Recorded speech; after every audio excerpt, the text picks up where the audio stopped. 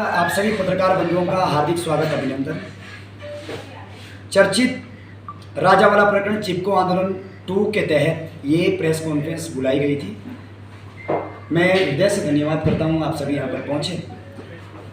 बताते चलें कि राजावाला प्रकरण में एक नया मोड़ सामने आया है। माननीय उच्च न्यायालय ने संज्ञान लेते हुए प्रमुख वन संरक्षक उत्तराखंड को फटकार लगाते हुए तब 2015 से लेके 21 तक बाड़वाला राजावाला में भू माफियाओं का बहुत बड़ा आतंक चल रहा था। जो जाता उसको डराता, जो भी सामाजिक व्यक्ति आवाज़ उठाता उसको उसके साथ मारपीट होती, और यदि वन क्षेत्र अधिकारी या वन विभाग का कोई अधिकारी आता तो उसको भी वो जेसीबी की पॉकेट में बिठाकर एक डर का माहौल पैदा करते। एक 2021 में हम लोगों ने राजावाला जाकर तस्दीक की तो देखा कि हजारों की संख्या में पेड़ काटे जा रहे हैं, जिसके कारण हमें बहुत दुख हुआ कि वहाँ जेसीबी और ना जाने क्या क्या चीज़ें, इस तरीके की चीज़ें हो रही है।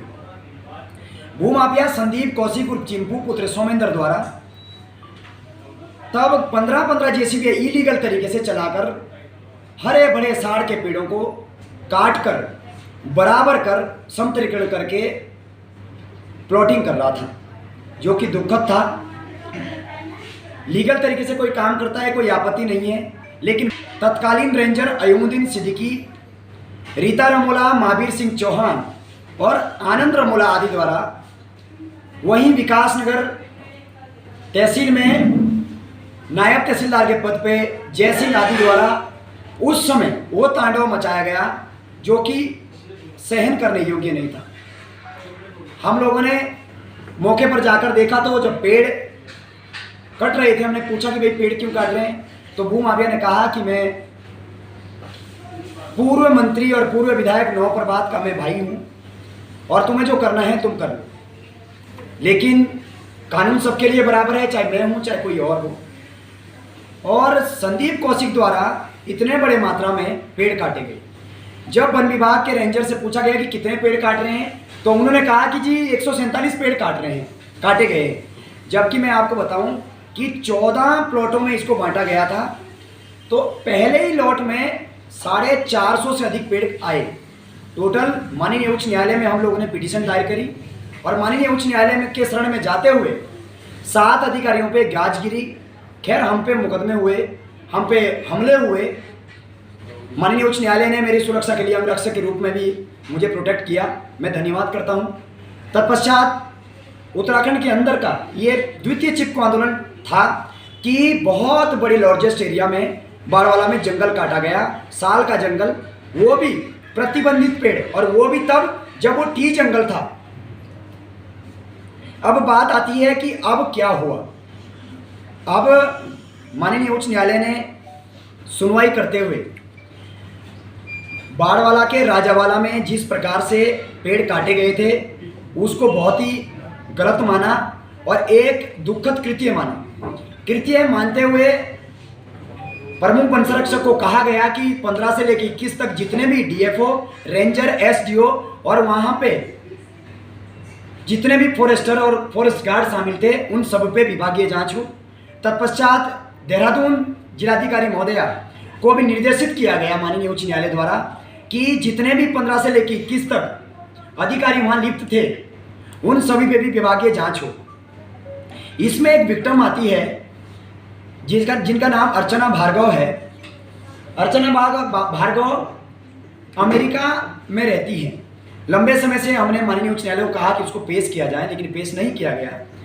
तत्पश्चात माननीय उच्च न्यायालय द्वारा पत्राचार के माध्यम से सूचना दी गई और उसका नतीजा रहा कि अर्चना भार्गव के खिलाफ 10 लाख का जमानती वारंट जारी किया गया और लुकआउट नोटिस जारी किया गया, क्योंकि 15 से अधिक मुकदमे उनके नाम दर्ज है, संदीप कौशिक और अर्चना भार्गव के नाम।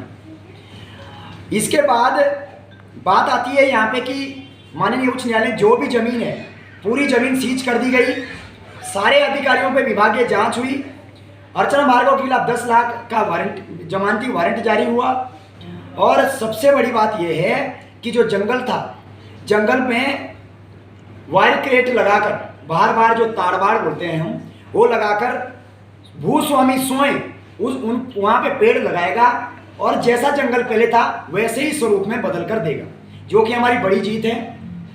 मैं धन्यवाद करता हूँ माननीय उच्च न्यायालय का। यदि हम नहीं जाते तो अगल बगल में लाखों पेड़ है, चिपको आंदोलन 2 इसलिए नाम दिया गया कि हजारों लाखों पेड़ है जो कटने थे। लेकिन दुख इस बात का है कि अभी के डीएफओ अमरेश कुमार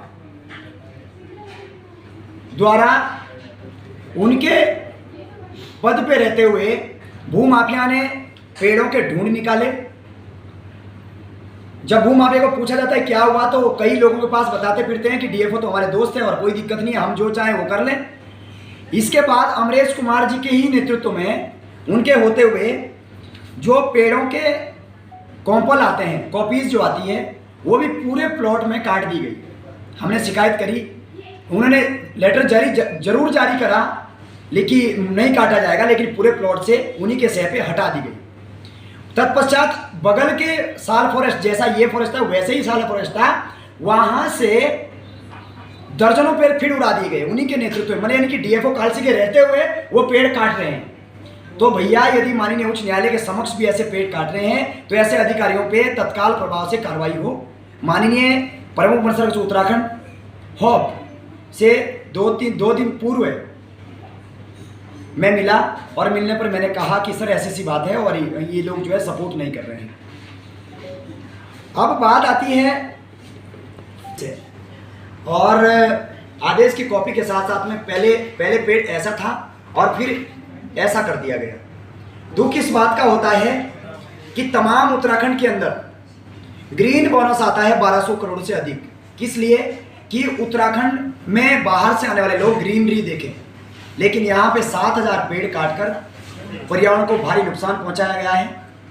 मैं भारत सरकार से भी निवेदन करता हूँ, मैं ग्रीन ट्रिब्यूनल से भी निवेदन करता हूँ कि अपना हस्तक्षेप करें और बाहरी मात्रा में बाढ़ वाला नहीं पर उत्तराखंड के अंदर जैसे जंगल कट रहे हैं, ये दुखदायी है। आप लोगों ने देखा होगा कि अभी चक्राता के अंदर भी भारी मात्रा में पेड़ काटे गए हैं, काटने की सूचना है।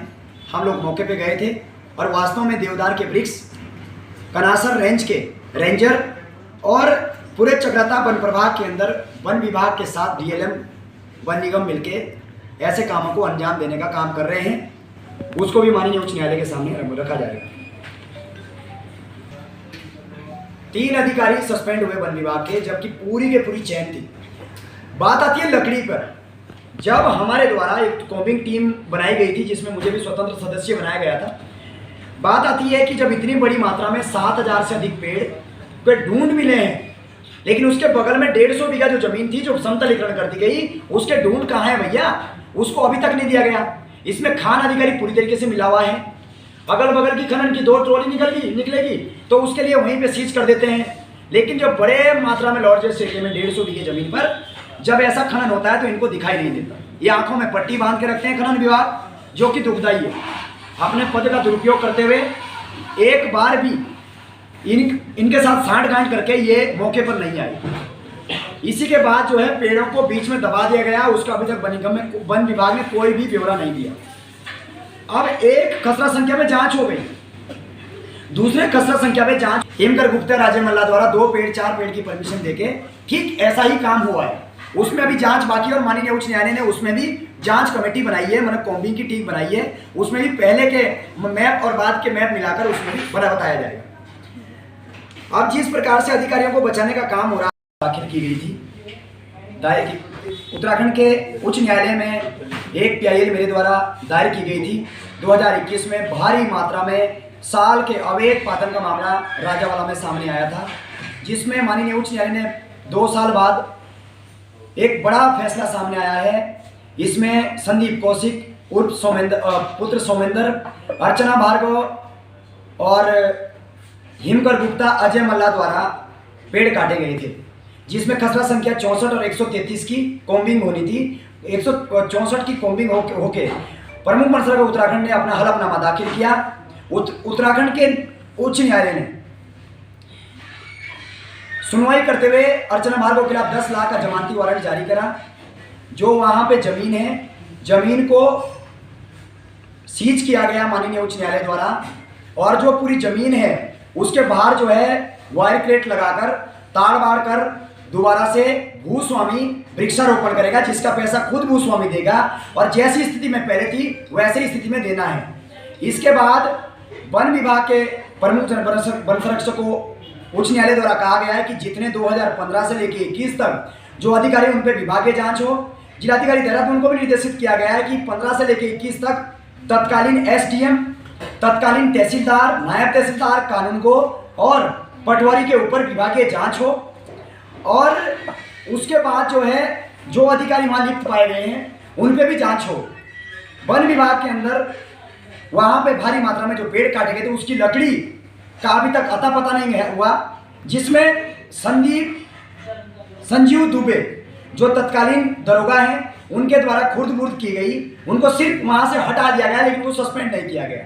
तो ऐसे में एक बड़ा भूचाल आप लोगों के सामने आना है कि किस विभागीय अधिकारी और संख्या ज़्यादा भी हो सकती है, इनके सबके खिलाफ कानूनी कार्रवाई होगी। मैं धन्यवाद करता हूँ माननीय उच्च न्यायालय का कि चिपको आंदोलन 2 राजावाला प्रकरण को आपने संरक्षण दिया और ये नजीर पेश हुई है आज कि आने वाले समय में अब कोई भी लीगल तरीके से पेड़ नहीं कटेंगे।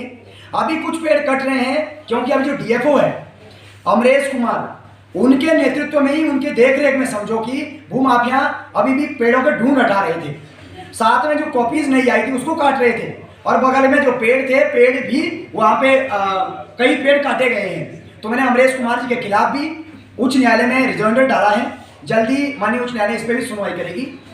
मैं फिर से तमाम मीडिया बंधुओं का, सामाजिक कार्यकर्ताओं का, जिन लोगों ने मुझे सामाजिक तथा आर्थिक रूप से सहयोग किया है, हर तरह से मैं उन सभी का धन्यवाद करता हूं, क्योंकि ये लड़ाई छोटी नहीं थी, बड़ी थी। हमारे ऊपर कई हमले हुए, चाहे अधिकारी हो या कोई नेता हो, कोई भी बख्शा नहीं जाएगा जो पर्यावरण के खिलाफ है।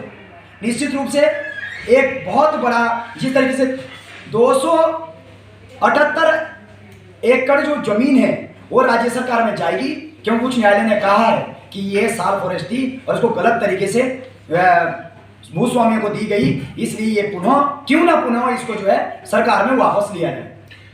राकेश जी, माननीय न्यायालय ने अपना निर्देश दे दिया है, डिसीजन आ चुका है, अब क्रियान्वयन राज्य सरकार ने करना है। तो अगर सरकार क्रियान्वयन में कोई कमी करती है तो क्या उसके लिए आप आंदोलन करेंगे? ऐसा है, आंदोलन करने का जो मामला था वो समाप्त हो गया है। अब माननीय उच्च न्यायालय इस मामले को देख रहा है। यदि राज्य सरकार नहीं करती तो फिर से एक रिजॉर्डर डाला जाएगा और पूछा जाएगा कि क्यों नहीं इस पे कार्रवाई हो रही है। क्योंकि आपने देखा होगा कि 64 की जो कोम्बिंग थी, गिनती थी, हो चुकी है, लेकिन 133 में बड़े अधिकारियों का आना सामने पाया गया है, जिस वजह से अपर जिलाधिकारी पे भी कार्रवाई हो सकती है, तत्कालीन डीएफओ कालसी पे भी कार्रवाई हो सकती है। तो बचाया जा रहा है, 133 का भी रिजॉर्डर डाल दिया है, उसकी कोम्बिंग टीम भी आ गई है। लेकिन जो उसके अध्यक्ष हैं नीतीश मणि त्रिपाठी जी, वो अध्यक्ष था, वो डीएफओ यहाँ थे, इसलिए उनको अध्यक्ष बनाया गया है। मैंने प्रमुख वन संरक्षक से भी कहा है कि नीतीश मणि त्रिपाठी जी को हटाकर किसी अन्य को अध्यक्ष बनाया जाए, ताकि काम में और इस कोम्बिंग में पारदर्शिता आ सके। धन्यवाद।